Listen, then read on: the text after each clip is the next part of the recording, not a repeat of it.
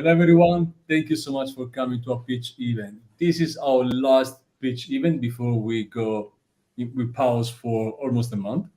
And we are back in September, beginning of September. But today I'm so happy to have another 5 absolutely great founders coming as always from all over the world. Mario, David, Konstantin, Alexander, and Burak. Thank you so much for coming. And thank you so much for sharing your ideas, a great project, which are not an idea anymore, with me and our audience. So before going straight to the point, I say we pause for until the end of August, first week in September, and after we are immediately back. We come back not only with pitch events for Europe and US, but also South America, Asia, and Middle East. Now, and Africa as well, impact for Africa. So everyone wants to follow us. You can follow us on YouTube, LinkedIn, and Facebook. And in our YouTube channel, you find everything. We've done more than 64 today. I think this number 64 pitch events, but also all the interview with founders and all the major videos and very great and motivational video we do for founders as well. So we don't take any more time. I'm going straight to our first founder, which is Mario von Gemünden, CEO and co-founder of Stay Awesome, Kessel Germany investment, seed around 1.1 million in euros. How's it going, Mario? You must unmute yourself. Good point. Thank you very much for having me. Thank you so much for coming. So if you want to give an introduction to yourself and after pitch, straight to pitch, don't wait for me. Okay, no worries. So my name is Mario. I'm the co-founder and CEO of Stay Awesome. Stay Awesome started 3 years ago with operating like small service apartments, Airbnb style. So we rented apartments and then we furnished them and then rented them out to travelers and business travelers. Out of this idea, over the last 3 years, Stay Awesome was born. So right now we operate like 62 apartments and generate a revenue of 1.5 million euros and have a little twist to our existing business model. So may I introduce to you Stay Awesome. We are an investment platform for sustainable Airbnb buildings. So as I told you, right now we have 62 apartments running and we have a pipeline of 52 coming onto our systems next year. So what is an investment platform? So what do? We pool investors, we acquire buildings, and then we run them like an Airbnb, giving the profits back to our investor community. So what is Stay Awesome? Stay Awesome is an easy way for a real estate investor to build a portfolio of really profitable serviced apartments in good locations. So why do we do it with Airbnb buildings? We, as Stay Awesome, generated over 300% more net yield than traditional long-term rentals. And we have a claim of being sustainable. What does that actually mean? We combined people, planet, and profits. So for the people, we only use commercial buildings. We do not lean into the classic, normal Airbnb business. We don't take flats. What do we do for the planet? We build buildings like trees. So serviced apartments that are actually net climate positive. So what are the profits for being sustainable? We get a good public image. We get a very interesting customer segment with corporates that need to travel sustainably. We get access to lots of government grants, and definitely we increase the value of the property that we operate with our ESG that is now needed in Europe for every new investment that is taken. So how does the platform work? So our investors browse through our platforms. They see the different projects we're offering. They choose the projects they want to invest in, choose the amount, and then they relax because we take care of the whole process for them. So how do we earn money? What is the service to our investors? We take a sourcing fee where we find the properties that are really interesting.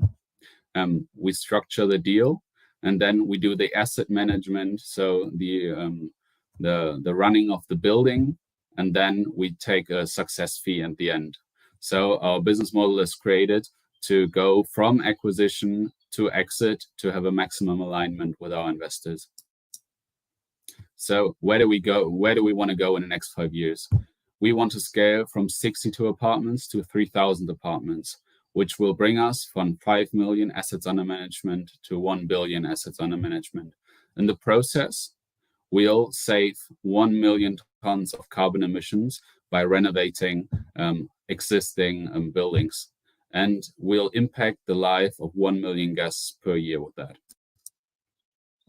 So our roadmap right now is that we right now operate 2 buildings. This year, we want to acquire 1 more building together with our investor base. So over the next 3 years, we'll be acquiring 11 more buildings, which bring us to 320 million in assets under management. So we are a team right now of 15 full-time employees. We have 3 years experience in operating 63 serviced apartments. I'm the co-founder and CEO, and right now I'm responsible for sales. Robin is responsible for the operations and financing. Annalena takes care of branding and marketing. Marco has extensive knowledge in building operating systems and the IoT behind it. And Daniel takes care of all the carbon tracking. So right now, we are raising 1.1 million in seed financing to build a world-class team of real estate experts to help us facilitate our growth. And on the other hand, to have marketing spend in order to get more traction on our platform. So thank you really much for having me. And I'm pleased to talk to any of you guys soon. Thank you. Thank you so much, Mario. Let me start with how do you acquire the building? What's the process of finding building that you believe you can get this kind of return? So the returns really come from our operating system. So pretty much every building in central locations that is commercial can be turned into these serviced apartments just because the market is so good. So how do we actually get the deal flow in order to find the best deals? We, in the cities that we are looking for, we have extensive networks to like real estate brokers and also to developers of real estate. So we just hit them up, tell them, okay, this is what we want to do. What do you have in your portfolio? And this way we build deal flow in the cities we want to acquire buildings with. And then we scan through the deal flow and just check what is really in for it, what is in it for us. What's the average bid in terms of apartments and in terms of investment? But what do you mean? Can you repeat that? I mean, the building you are managing, buying. What's the average ticket as investment to buy them? And okay, you manage the rooms, right? So the overall ticket is usually somewhere between 6 million on the low end and like 20 million on the high end. So that's always between 30 apartments to like 80, 100-ish apartments. So it's a bit on a smaller side compared to a classical hotel, which actually allows us to grab the deal flow that classical hotels are not interested in. Our process is very digitized, so we don't need personnel on site, which allows us to operate smaller buildings. We talk about only commercial buildings. Yes, that's true. So it's office buildings, hotel conversions, stuff like that. So today, the 2 buildings you have, where are they located? So they're near Frankfurt in Kassel, so that's in Germany. So, but we're looking to expand into Berlin next year. So we're in the process of the acquisition of 1 building in Berlin. This has like 80 units. Okay, so you have an average, the minimum number of units per building, right? To create your kind of return, I suppose. So economies of scale really kick in at about 30 apartments per building. So this is where they are most profitable. And then upwards, there's pretty much no limit, but you want to look for the niche markets. So your pipeline is quite aggressive. Where do you want to, where these buildings up to 3,000, which must be more or less more than 50 buildings, I suppose, must be bought in the next 5 years? Yeah, that's right. That's right. Over the next 5 years, we really want to acquire around 40 buildings, which will bring us to about 1 billion in assets under management. This is not really a big size compared to other hospitality companies. So there are examples, for example, Numa Limehome, which did like 100 locations in like a matter of 3 years. So it's a very scalable business due to the digital operation. Where do you see these buildings be located? In Europe? Germany? Yeah. So right now we're looking at the German market especially. So right now the real estate market is pretty low. So there are lots of opportunities to buy hotels in good locations. But Germany is not the most profitable market, but it's the market where most of our investors are actually located, which they know, which is quite important. And we are looking to expand into the Netherlands 2024. And also we're looking into Portugal, which are quite interesting markets right now. In terms of expansion, this is pretty much a plan. Now, in terms of investments, these 1.1 million are required for doing exactly what? So we need the money to fund our operating company. So there are two kinds of investments. We want, on the one hand, have the real estate investors, and on the other hand, we have the people that really invest into the holding company. So what we do with the money is we build a team. So right now we need like a co-founder who has extensive knowledge in real estate fund management. So we're in the process of hiring this, and this will be one key person that will be hired. Then we have some money that we need to spend on the development of the platform itself. And then we also need some ad budget. So we have very low burn right now. So pretty much all of the investment money will flow into this project and these two expenses. I mean, for what is my understanding, your investors today are mainly based in Germany. So are you looking for angels or any kind of investors outside Germany, or what's the investor persona like? So our investor persona right now is focused on real estate. So he has real good knowledge of the investment markets in terms of residential space. So this is one typical investor that invests with us because he knows the unit economics of like the basic unit when he goes in traditional renting, and then he sees the upside of what we are doing. And we're also interested in people that have extensive knowledge in the hospitality sector itself, because our model is actually working really nicely, not only in Germany, but also in throughout the world. So people that can provide us with real estate network in their specific countries, that's also really helpful. Mario, thank you so much. Unfortunately, we don't have so much time, but please stay with us because we are all back soon. Meanwhile, I'm moving to our second fund. A little bit of sore throat, but conditioning yesterday, Italy is very strong. Otherwise, you can't survive. Alexander Kahn, founder Mixgate, Berlin, Germany, DJ Marketplace, seed around Euro 100K. How's it going, Alexander? Pretty good. Should I just introduce myself? Of course, and after go straight to pitch. Okay, right. So yeah, I'm Alexander Kuhn, the founder of Mixgate.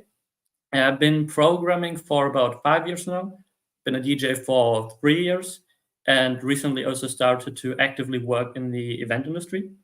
And during that time, I had loads of opportunity to travel and talk to people in Sydney and Singapore and also Berlin, where I'm from. So I talked to lots of DJs, and they all mentioned the same kind of problems. Okay, so then I also talked to clients, and they actually mentioned the same problems again. And that's why I decided to found Mixgate to kind of solve them. Right. Okay, so in its core, Mixgate is a DJ booking platform.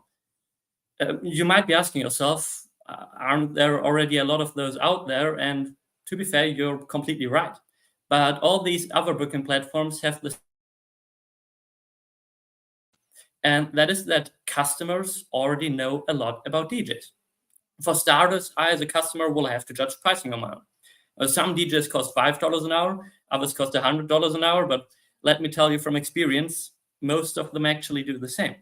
And then when you magically understand the pricing system, you'll also have to message them on your own. So you send out 20 messages, you get 10 responses, and then you have to choose one all on your own. For DJs, the experience is equally as terrible. You'll receive 10 messages, but only one of them will actually book you. So you see, it's not ideal. Now, the solution here comes in 2 steps. The first one is to rank the DJs, something which other freelancing platforms like Fiverr have been successfully doing for a long time. So if I want to hire a hobby DJ, an intermediate DJ, or a professional DJ, I want to know what kind of experience they bring with them and how much they will cost upfront. And for DJs, this also has a huge opportunity because I can now have a career really quite easily. Right now, 90% of new DJs won't ever find a single gig. And so now as a DJ, I know I sign up as a hobby DJ, but eventually, if I keep doing what I do, I can progress to a professional DJ. And the second part of the solution is to automate the search or to automate the messaging. I like to think that it's like getting a cab. You know, when I book a cab with my app, all the drivers in my vicinity get a message. And the first one to accept me gets me as a customer. As a customer, personally, don't care who my cab driver is as long as he does a decent job. Same with DJs. Another huge advantage for DJs in the system is that it fuels competition.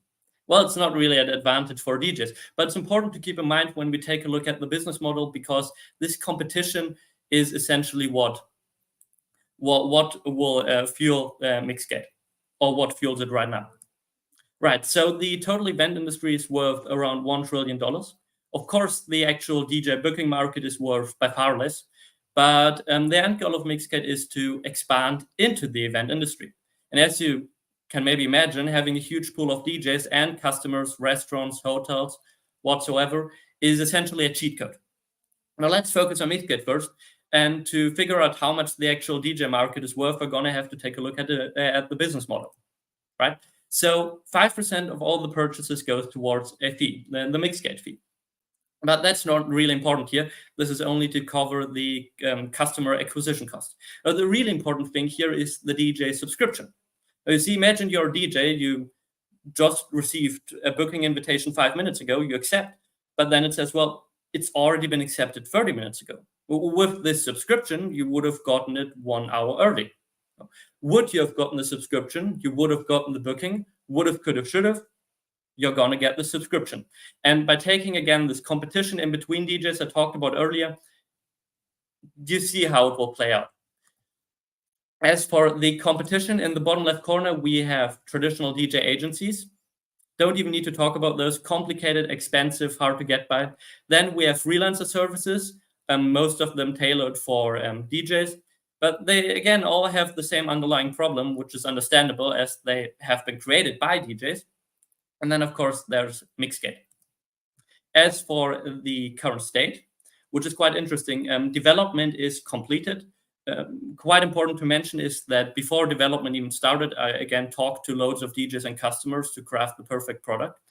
Been developing it over the past year, and now testing is also coming to an end. Testing for customer acquisition has been going on for the last couple of months.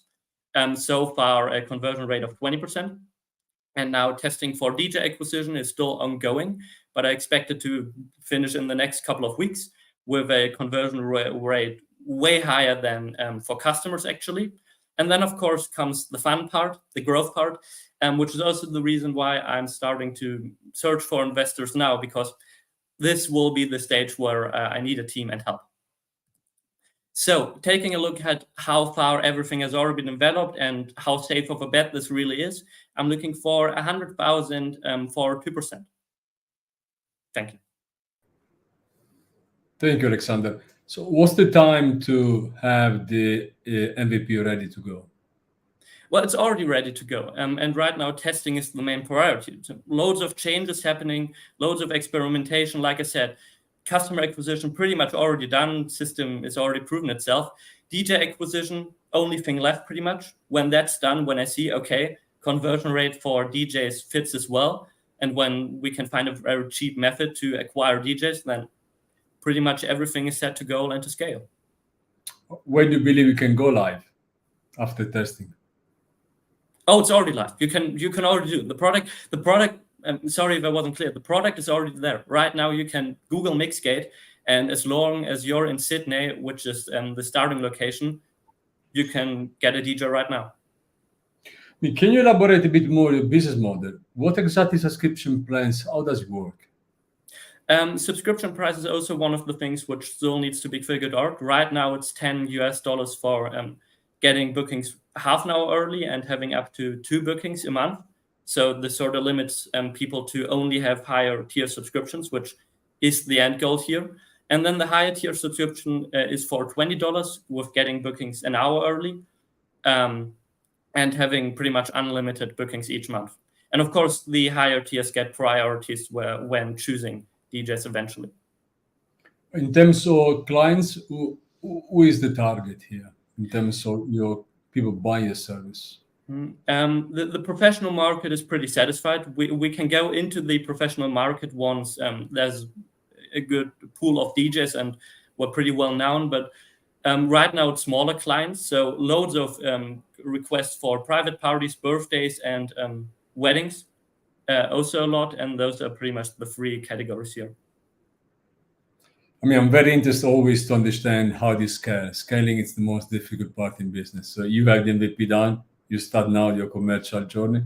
How do you scale this business to be something that matters to investors, especially venture capitalists? So with a DJ booking platform, of course, it's important to stay local in specific cities. So the next promising one would actually be LA, but that's a very competitive market in itself. LA has a pretty strong music industry. So the next goal here would be to London. Very promising, would step a foot into the European market, kind of establish ourselves there, get a mediocre or get a reasonably big pool of DJs and customers going. After that, going into the LA market. And then once Sydney, London, LA, those are basically the 3 big markets which need to be conquered first. And then we'll be able to expand into other smaller cities maybe. In terms of this 100K, who are the investors that you maybe would like to have in your capital? What I will use it for? No, what investors maybe you'd like to have with you? The kind of investor persona. As you are very early, 100K is pretty much a size of maybe 1-2 angel, unless you are crowdfunding. So who are the investors? Investors based in Germany, where you are in Berlin, or you're looking? Oh yeah. Well, me personally, I'm based in Berlin, but the company will stay based in Berlin. Yeah. If that was your question, I didn't get it acoustically, to be honest. No, if you're looking for investors in Berlin, in Germany, or you're looking even outside. That's what I mean. Doesn't really matter as long as they're on board. Mixgate is, like I said, we're starting in Sydney right now, so it's a pretty international business. So it doesn't really matter. Alexander, thank you so much. Stay there, don't go. I'm Muito Ter, the founder. So, David Campbell, CEO of Scubatx UK, Manchester, Cheshire, Newcastle, LTech. Top up of C round, already closed, 670 sterling pounds. David, how's it going? Max, thank you. It's going very well. Apologies, I've just had to fix my my window here. The sun is streaming in to the office here in London, so I've just had to close the blinds. But listen, thanks, Max. Thanks for inviting me. So as you've already said, I'm David Campbell. So I'm the CEO of Scubatx. I have 30 years of experience of working across the life science industry. And just very quickly to give you background, Scubatx was spun out of Newcastle University in 2019. And as hopefully you'll see as I go through the presentation, we're building on almost 15 years of academic research of our founders to solve what hopefully I'll convince you is a real global unmet need for cost-efficient and longer duration organ preservation technologies for transplant patients. So a very different topic to the last 2 presentations that we've had. So it's my pleasure to introduce Scubatx. So let's just step back a little bit and let's just talk about why we think Scubatx really needs to exist. So despite decades of innovation and development of new medicines, for many patients, organ transplant still remains the gold standard treatment for those with end-stage organ failure. Just to give you an idea of the sort of scale, In the US last year, there were just under 43,000 transplant operations performed. But if you look at how many patients could, in theory, benefit from those operations, 6 million people in the US with heart failure, almost 790,000 with end-stage kidney disease alone, and there are 106,000 Americans waiting on the list for a transplant. One new person added every 10 minutes, and unfortunately 17 people will die each day. Despite a need for a transplant, they'll never actually make it onto the operating table for that transplant. And the simple fact is that there just aren't enough high-quality organs available, and in many cases, even those that are made available just simply don't get used. So for example, 28% of all hearts that are offered for donation actually end up getting transplanted. The rest, unfortunately, there's no better way of putting this, the rest, unfortunately, end up going on the bin. And one of the biggest problems is that existing systems of organ preservation just simply fail to deliver. Look, we all watch the TV, we all watch movies, so we've all seen images on the TV or on a movie of organs for transplant being preserved in, let's be honest, what effectively are picnic cooler boxes. So 99% of all organs are still preserved in that manner on ice. And the impact of that is the limited amount of time that organs can be preserved for, a risk of damaging the organs during the preservation process, and then ultimately, unfortunately, a continued risk of increased damage to the organ post-transplant. So this is where Scubatx come in. So what have we done?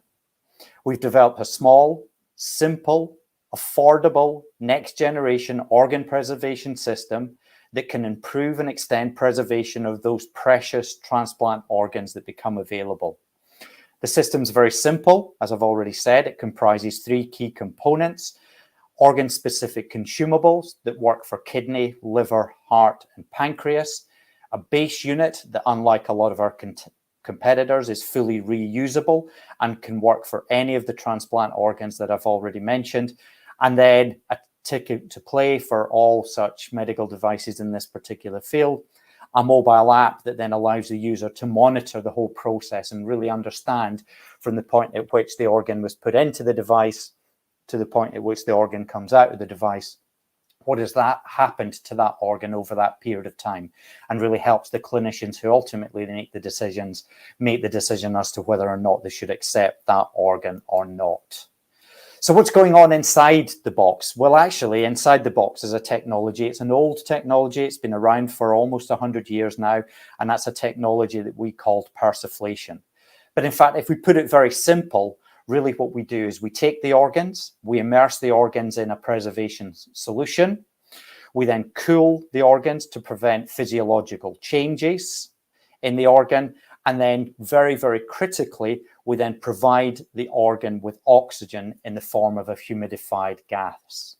And it's effectively like what you would do to support a scuba diver, as you would see a diver going under the ocean. We expect to see game-changing results. And in many cases, in our hands, we've been able to show organ preservation times well in excess of 600% of what you would currently expect from current systems today, in that affordable, simple, plug-and-play system that, as I've already said, works with pancreas, kidney, liver, and heart. The system's being developed by a team, including myself and including the founders, that have a wealth of clinical engineering, software development, and commercial experience. And we're working in collaboration with some of the top transplant universities and institutes in the world. We're well positioned to benefit from a market that in the next 10 years will grow exponentially. And in fact, we anticipate that by 2031, we could have in excess of 250,000 whole organs being transplanted at any point in time across the globe. And as Max has already explained, we recently completed the first close of a financial round. So we raised 1.5 million, including bringing on our board our first institutional investor. And that's allowing us to hit significant development milestones. The reason that I'm talking to you today is that we have an opportunity to continue to keep the round open under the same terms and conditions up to another 670,000 sterling. So we believe we've got a demonstrable track record, proven technology with low technical risk. We're only 18 months away from first product launch in a market that's highly attractive to a range of industrial players. But more importantly, we have the potential to increase and democratize the use of precious organs and really have a significant benefit on the lives of all of those patients that are out there waiting for organ transplants. Thank you.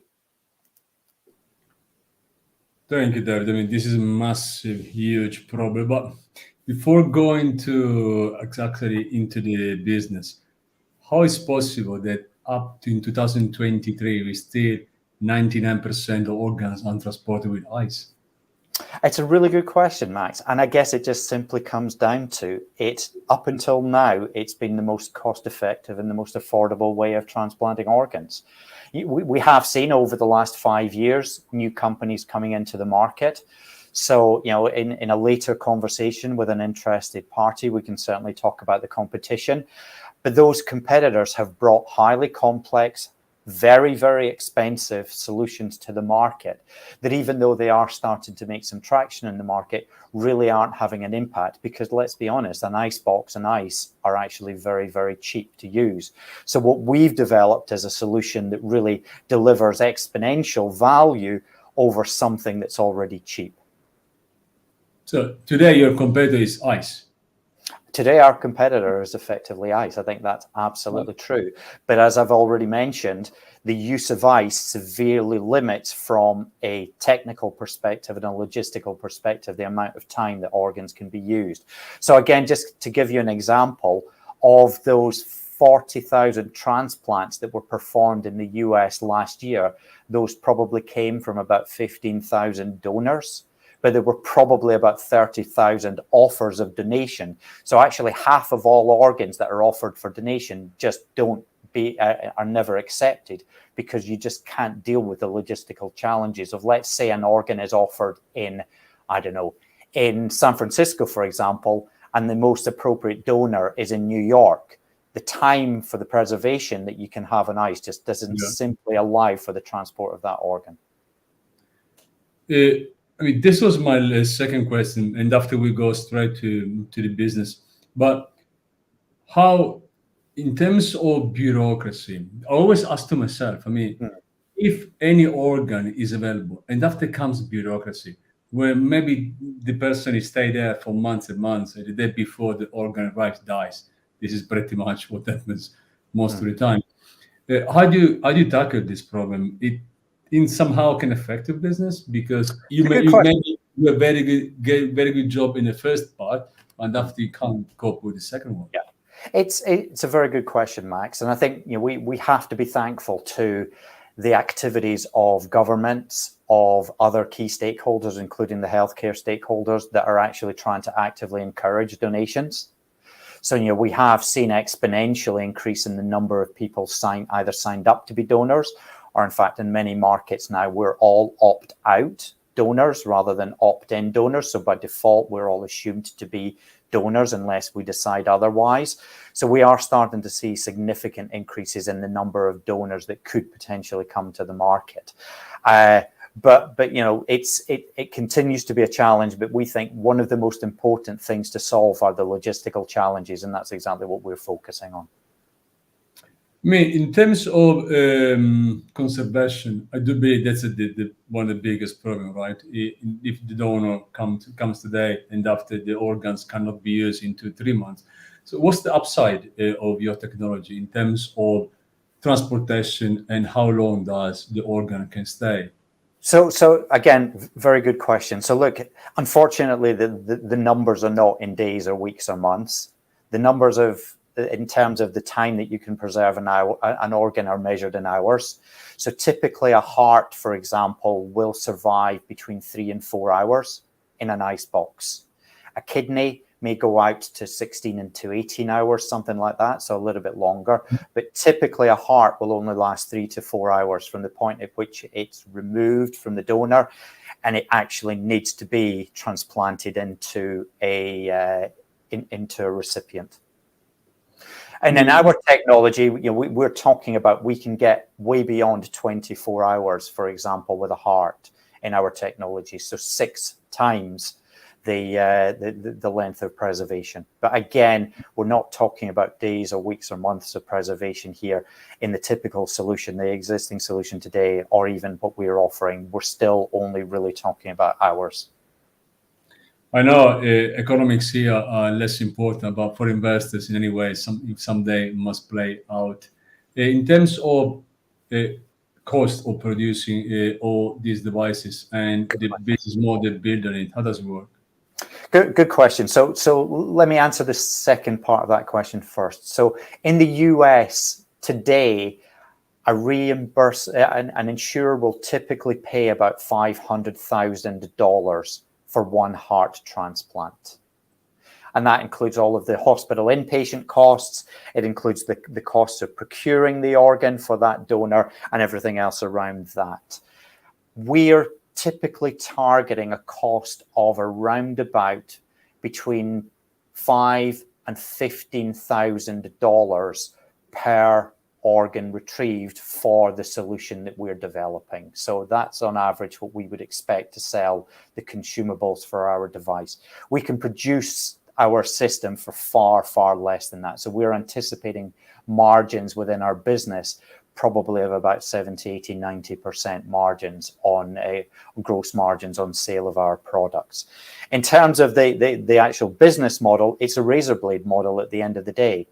So we make our money from selling the base unit to organ procurement organizations, and then every time those organ procurement organizations use our device to procure a transplant organ, then what we then need to do is we would then sell them the consumable that then goes into our box. So it really becomes a razor blade model. I think this question comes for you. Surely a lot of this requires interaction, yes, with multiple stakeholders. How do you address it? It's a very good question. And again, there are ostensibly sort of 3 key stakeholder groups. There are the regulators, who will need to convince, and this ultimately will be a medical device, so we'll need to convince regulators that our system is safe and efficacious and works just as well as standard of care. There will then be clinicians that we'll have to convince that they get better quality organs by using our system. And then the final group of individuals will then be the organizations that then go out and procure the organs. We're very lucky. We have a very highly regarded set of academics and collaborators around us that are already very active in this space. So, for example, we have a head of NHS blood and transplant clinical representative who's one of our senior advisors on our team. So we're well embedded in all of those networks, and we understand what it's going to take to get penetration into those individuals and into those organizations. As we don't have so much time, but let me ask you, the launching will be probably in the US, I suppose. How do you cope with regulation? So the launching will be on multiple fronts, actually. So there's a very, very strong market over here in Europe, including the UK. So we expect to launch in the UK and then move very, very quickly into the US market. And in terms of this investment, this is a pop-up, the one you already done. That's correct. Can you elaborate more in terms of how what investors and how much and how the funds will be used? Yeah, sure. So absolutely. So to put it very simply, I laid out on the slides, eagle-eyed would have seen there are sort of 3 key deliverables. So there's clinical deliverables, there's design deliverables, and then there's sort of the operational deliverables that we're working on.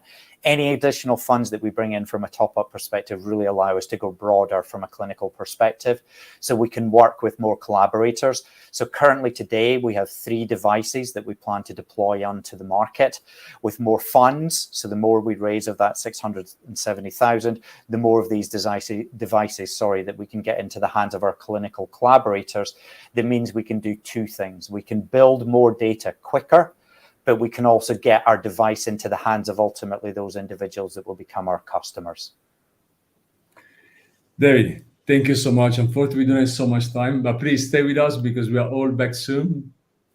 And I'm moving to founder number 4, which is Konstantin Youdenko, founder and CTO Tech It Vesely, BV, Amsterdam, Netherlands, FinTech, pre-seed around 1 million euro. How's it going, Konstantin?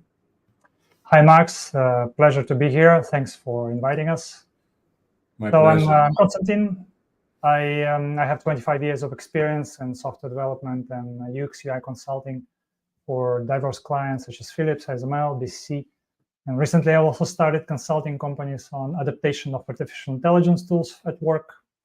But today, I'm here as a co-founder and CTO of Take It Personally platform, or TIP in short, a platform for cashless tipping and beyond. We are maximizing retention and advancing careers. So let's talk about the problem. The hospitality industry has one of the highest employee turnover, between 40 and 80%. This is a 1.4 billion issue just on the Dutch hospitality alone, with an average of 42,000 turnover costs per business. Some of the reasons why workers are leaving are low pay, no recognition at work, and no opportunity for further growth. The list is very long. So how do we solve this problem of attracting and retaining the workers? The solution, I skipped a little bit far. The solution that Take It Personally rewards and retains hospitality workers through monetary tips, positive guest feedback, and career development. Cashless tips are becoming more and more relevant in the cashless society, as you can imagine. Positive guest feedback that is received personally by a worker, not by a business. We transform it into a professional growth opportunities. And we are creating a career platform, basically, for the professions that are not typically found on LinkedIn. So at Take It Personally, hospitality workers can build their professional reputation and personal brand, for that sake, one guest at a time. And for the hotels, they can save up to 42K annually on staff turnover costs. With Take It Personally, we are not just improving workers' life, we're also basically transforming the hospitality industry. How, I'm jumping. The product, how does it work? Workers, they use our app to register the rooms that they have cleaned. Guests, in turn, without needing any app, they can just scan the same QR code in the room to tip the workers personally and provide additional feedback if desired. It's a simple and seamless process that connects guests and workers in a meaningful way. For the upcoming 5 years, our primary target is hospitality segments, starting with Europe, followed by Dubai and UK, and finally expanding to the United States. We are focusing first on hotels, then we'll take restaurants and bars. So for that sector alone, as you can see, our TAM is estimated as 5 billion, and in sum, we focus on Europe and US, planning to obtain 1% of that market, which is our SOM. However, the market is much larger, as we're also planning to move to adjacent sectors such as cruise ships, personal care, beauty, sports centers, anywhere where all the other face-to-face professionals are working. We have already launched 2 months ago in Amsterdam, in our first pilot hotel, and we are thrilled to observe the network effect kicking in. Already now we have more than 50 plus hotels in our pipeline, and all of them came through word of mouth referrals because everybody's happy with the system, starting from the workers, which really like to see additional income coming to the account. And then managers who are really happy with the team spirit, which is lifted by this new system introduced in the hotel. How do we make money? Our revenue streams are comprised out of 4 parts. We take 5% commission from the tips.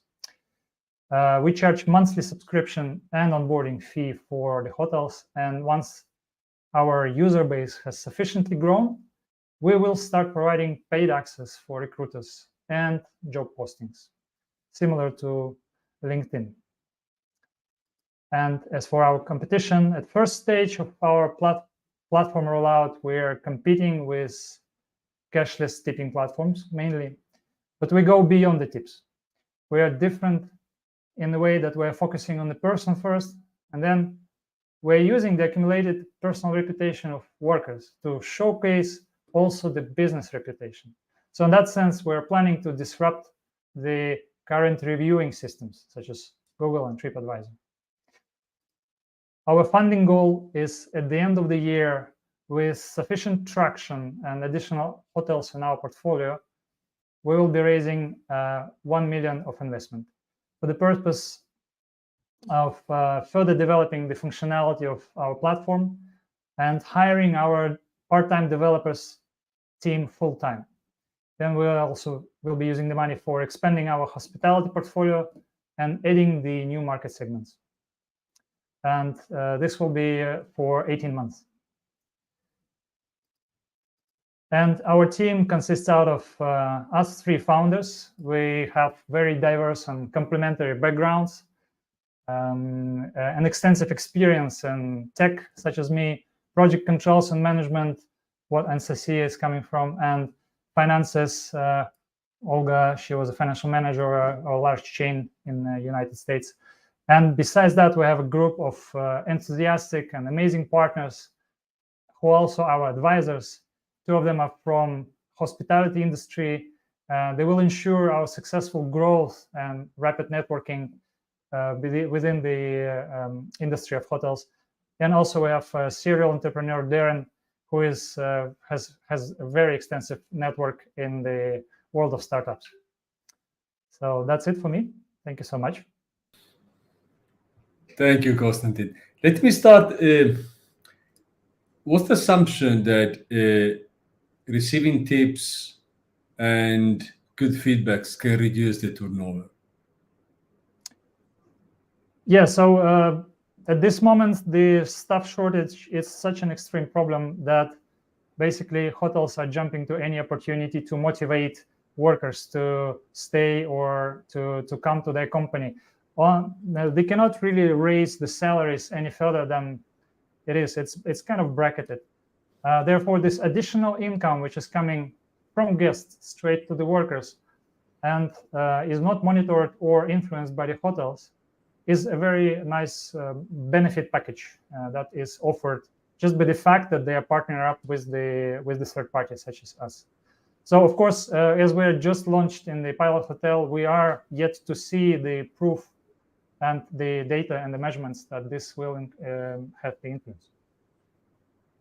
I mean, somehow, what is your expectation then, if, as I believe can happen pretty shortly, there is actually a decrease in turnover, other hotels must buy your application, otherwise they will be left as feedbacks and tips given.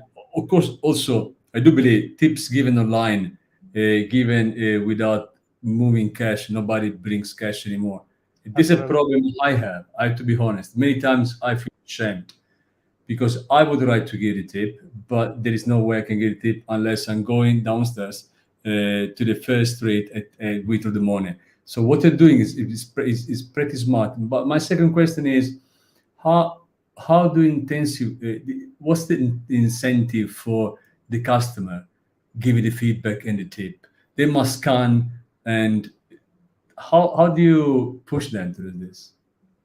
That's a very good question. So we are having this educational and advertising role in a way. Imagine you're a tourist which comes to a country and you're not really sure if in this country which professions are accepting tips and which are not. And we are basically with our signs educating the guests in the hostel at this moment, but later in other businesses as well. Like, this profession is okay to accept the tips, and this is the way to do it. Simple, scan, boom, boom. And it's a reminder. So it's an advertising. And people are reminded and they are doing it. And they are not reminded, they're not doing it. And that's quite a simple formula. So there's a certain conversion rate of advertising to tipping. And the more of signs we place around the hotel, the more we see the action happening. And and also there's cultural difference between countries. Yeah, so some countries are extremely tipful, like United States, and Netherlands is not that very much, and it also depends on which type of hotel we are going. If it's budget tourists or luxury tourists, there's a different tendencies. We're so looking forward to actually do all these measurements and see where we can play better. I mean, I remember my first day in the US. I forgot. I was so young, 18. I forgot to get a tip. The lady came outside the door on the street and said to me, "You are so arrogant. Why? You give me a tip." Sorry. I was living in Italy back then, so we never give any tip in Italy. So I'm very sorry. I went to withdraw the money and pay her again. So it's okay, I understand. I can tell you one more proof. We've been actually interviewing everybody who is using our system after a couple of months, and we received very interesting feedback. Although the tip was suggested to be done digitally, a couple of workers actually received it by hand. Oh, that's great. Where they never received before. So like a public area attendant, because he was talking about our system with the customer, he got cash in hand. So it's kind of triggering people to think more about the professions which are providing services to them, which make their quality of stay better. And it's a nice feeling to show your gratitude. It's like a gratitude journal, which is a very popular system as well. It is. In terms of scaling and business model, you had at least 2 revenue streams. The second one comes from not today, not tomorrow, but probably in a year. We get there already. The kind of hiring through your platform. But where do you see the growth? I don't think the growth will come from the tip because 5% is too little. So where do you see the growth coming in the year to come? Although we are kind of platform for the workers, our model is actually based on the businesses. So we are B2B platform. We are dealing with the hotels, with the mother chains. And because we are partnered up right now with the hotel management company, it has a large portfolio of different brands. And once we are established in 1 or 2 of the branches of one of the brands, like in Radisson right now in Amsterdam, we have kind of a green ticket to start talking to the brand and all their chains. So we're really counting on the network effect kicking in that sense. And also our hospitality advisors and partners have large access to their network. And there's so many hotels in the world, basically everywhere. And the market is actually not very crowded. If you travel around, you basically never see this system. So we're quite optimistic to at least conquer the Netherlands in that sense, and then we'll expand to Europe, Dubai, UK, US, and I think we'll have enough pie to eat and share. I'm sure you get that. Let me close with this pre-seed around 1 million. You already gave the pipe with how the money are going to be invested, but in terms of investors you're looking for, the persona. Yeah, ideally, we would like to have an investor with network, which not only give us the money, but also provides the connections and ideas how we can grow faster. Because we're a software platform, we can scale easily in the software base. So we can take the hit of having more hotels onboarding every day. So we need, but yeah, in a hotel business, it is still person-to-person contact. It's not gonna be that a hotel owner comes to our website and goes like, all right, I'm gonna subscribe 5,000 Marriott hotels to this system. It's still a personal meeting that we need to attend and probably a couple of months of negotiations. So there come our amazing network of partners, and we are building it as we speak. I see quite a good potential just to onboard businesses, and each business brings thousands of employees, and each business brings tens of thousands of guests. And further down the road, the guests are also business owners. So if they start seeing the system popping up more frequent, they might be motivated to try it themselves as well. Well, no, EquityMatch shareholder has some hotels. We introduce you to him. Maybe you would like to something. Konstantin, thank you so much. Let me go through our last founder, and after we are all back soon for the closing. Thank you so much. Burak, Cicek, founder of Augmently.ai, Cambridge, UK, artificial intelligence, SEO and e-commerce, pre-seed 200K in USD. How's it going, Burak? I'm good, thanks, Max. How are you doing today? Well, good. Thank you so much for coming. Please, we are to the end. Go. It's about yourself, and please pitch. Sure. Thanks for having me, firstly. So just a quick intro about myself. So I come from an e-commerce background and have scaled multiple companies on Amazon with one of my agencies, Grow Business. We've scaled them up to 7 and managed an 8-figure account on Amazon. So got a lot of knowledge in the e-commerce realm. And what essentially happened is we wanted to look for ways to grow our clients' businesses and other ways apart from Amazon. So we ended up with AI craze growing right now, we ended up looking into AI models and essentially built something so good that we said, you know what, we have to provide this to the whole marketplace. And this is where Augmently comes in. So Augmently is a AI-powered automated SEO solution. So we wanted to base me as well. I'm a very lazy entrepreneur. I try to get things done in the most efficient manner possible. Get as much work done for as least amount of effort, right? So with that in mind, in SEO being such a challenging aspect of the Amazon world, we looked into automation of the SEO system and realized that automation SEO in general, there's no one doing it out there really. And with AI kind of growing at the speed it's growing right now, we thought we should kind of build it. So what are the problems?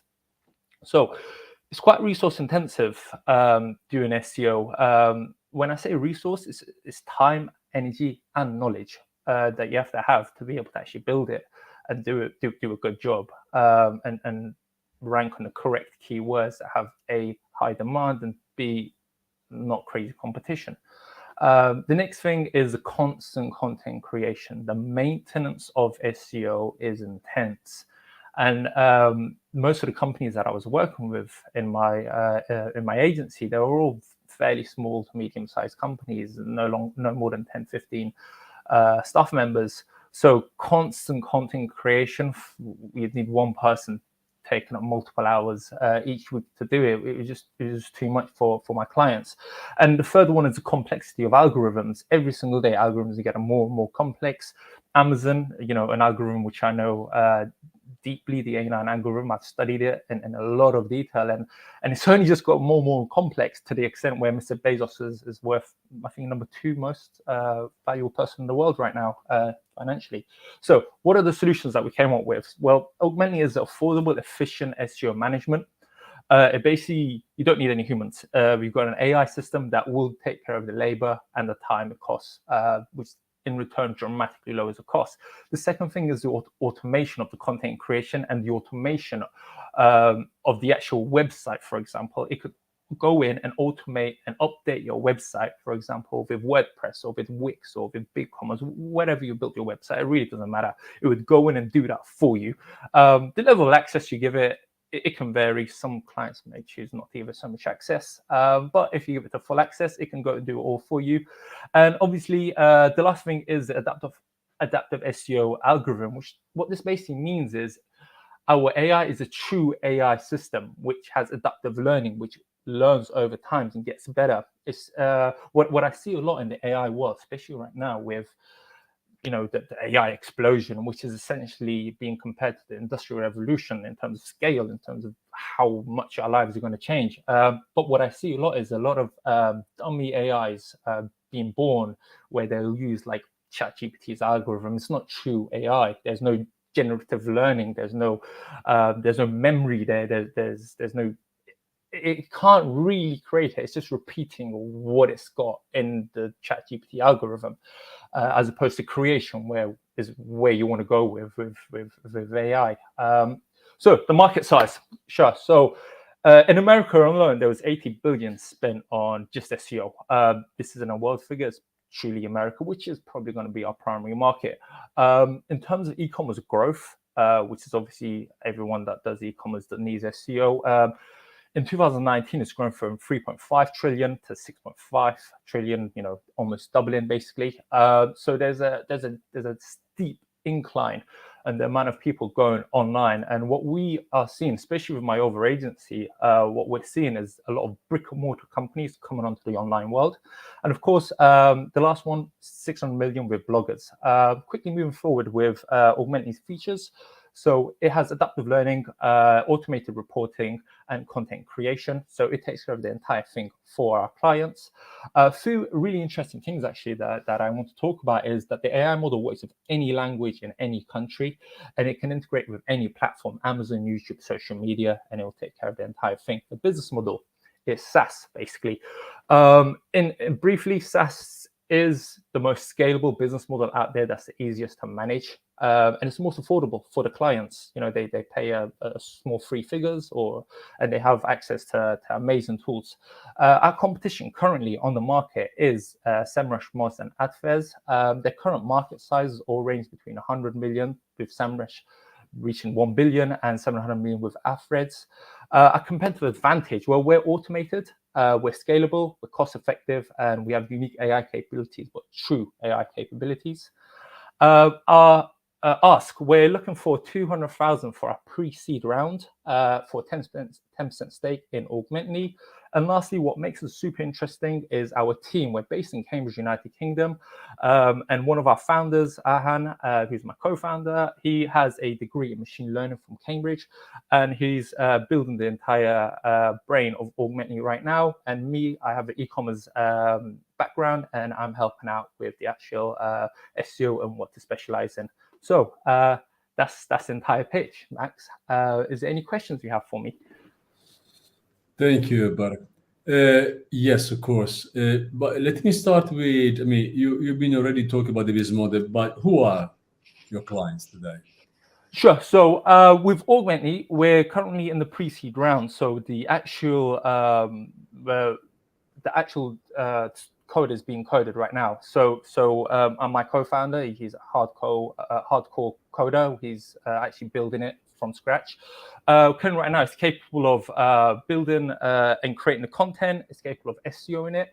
Right now, we're building the automation side, so it can go in and automate things, and then we're going to build a website and launch it. So that's why we're pre-seed. So we haven't got any clients, but our target market would be websites. So to be honest, everyone that pitched today is a target market, and bloggers, which seems to be growing quite rapidly, actually, the YouTube, TikTok industry. So where do you see where are you going to launch in the UK? Yeah, so we're based in the UK, registered in the UK with Company House. Most likely our launch is going to start with the UK and America. Me having an e-commerce background, I'll be managing the entire marketing of the business. And I'm definitely going to target UK first, then America. Then because the AI works in any language, we could technically just go into every country if we had the correct budget. But strategically, I would stay with the English-speaking countries first, and based on size, basically, and then slowly branch out into other languages. I mean, having a very, let's say, productive CEO, you must spend a lot of money. You're right, and a lot of time. Where do you see the upside? You said already on the automation and so on, but for example, how much in terms of spending can I reduce using your application? About 3 to 5x. A normal company would spend about £300 to £500 on SEO per month. I'm planning to price it around £100 a month, with the higher package maybe 150. And I mean, the next thing that really helps is that you can manage all your platforms. So you yourself, you have YouTube. There's going to be a YouTube plugin.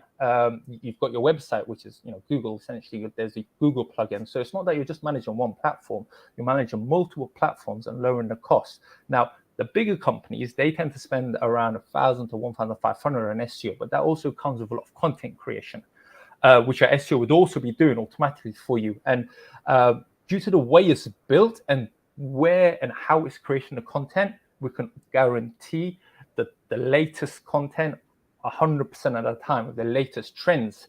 It's simply just the way it's coded and where it gets its information from. It finds, let's say, content from YouTube is one way it finds it. So there may be, let's say your keywords are Amazon FBA, right? You're an Amazon seller.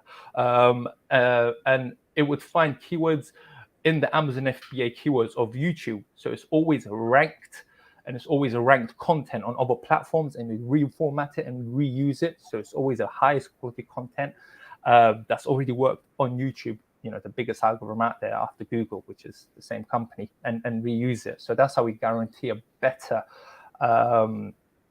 content creation than basically any human, because it's proven already our content. Regarding the round, it's 200K in pounds. Who are the investors looking for?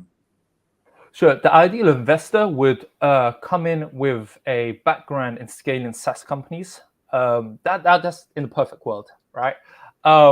Truthfully speaking, with my background and my knowledge in marketing, I don't need them to show me how to scale it. I've scaled multiple products already, 7 figures, and I very much understand content creation and advertisement and marketing.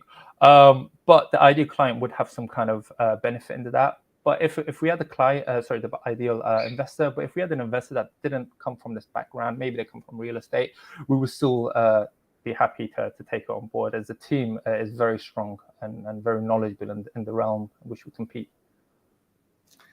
Thank you so much, Burak. Don't go, stay there, because we are bringing right now all the other founders. We are a bit late today, but it's the last one. We take 1 month break, so today I can be late 10 minutes. That's fine. Burak, let me start with you. And now we do believe founders with strong believing, a very strong motivation are the one who pretty much deliver. So what's the motivation behind you, and why invest in your startup? I think I said it earlier, actually. As competent and hardworking as I am, I would also categorize myself as extremely lazy. I try to get things done as quickly and easily as possible. Not that I'm cutting corners, but because I'm trying to get as much done as possible. So I'd say in one sentence, automate for efficiency. It would be our goal here at Augmently. Burak, thank you so much. Thank you very much for being with us today. Konstantin, what's the motivation and why investing? Sorry, could you repeat the question? What's the motivation behind you? Why you're doing this, and why invest in your? Okay. Motivation for my time being invested, right? Yeah, I'm coming from the psychology of serving people. I like to connect people, so this is a very close area for me when I'm trying to help people in service to succeed in their career. I'm actually also co-owner of a business of a restaurant, of a club in Spain, with physical workers who are in the hospitality in that sense. And my 2 other partners, they also coming from that area. So altogether, 3 of us, we kind of found each other and played on each other enthusiasm to go and change the face-to-face service industry for professionals who make our life day-to-day better. I mean, like, everybody can use AIs these days, but still you need a haircut from a person.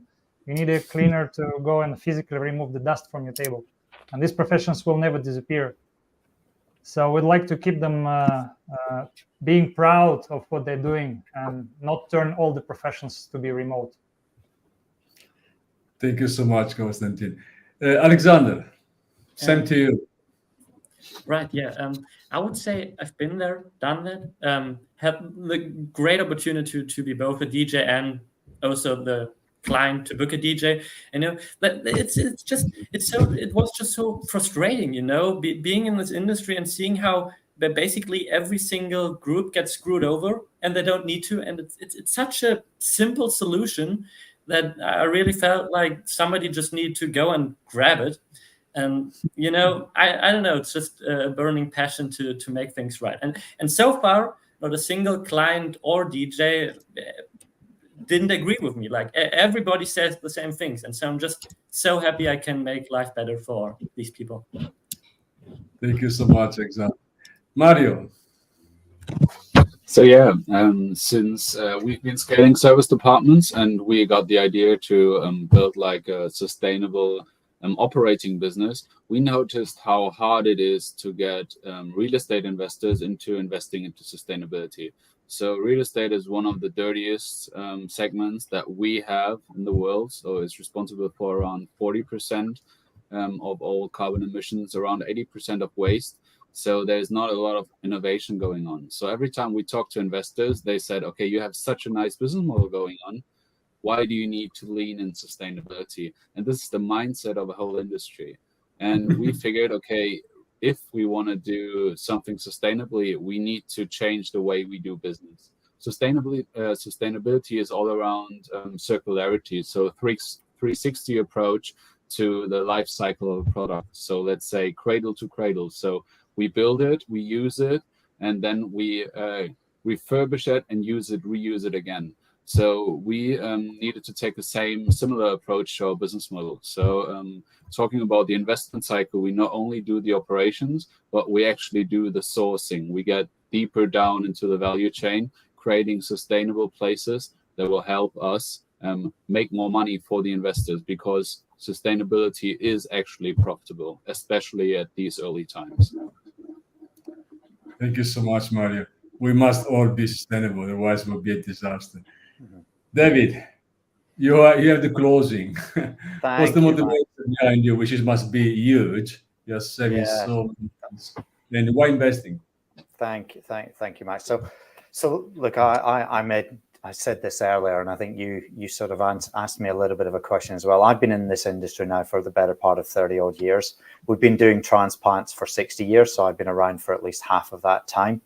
I've also had the joy of seeing, not firsthand, but certainly through the eyes of close family friends, the impact that a transplant can have, not just on an individual patient, but actually on the whole family. So for me, look, it's very, very simple. You asked the question earlier of why has nothing changed in the last 60 years, and it's because we needed technology such as Scubatx technology to really change the market. You know, if I can make a difference just for one family by increasing their opportunity to have a transplant, or hopefully more, and really democratizing the use of what are really precious organs, because we shouldn't forget the source of these organs is unfortunately somebody having to die, and the gift of life that those individuals give, and then the ability for those individuals to transform the life of somebody else and the family of somebody else, I think is incredible. So anything that I can do, anything that we can do together with investors that I hope will join us on this journey, you know, it gets me out of bed every morning.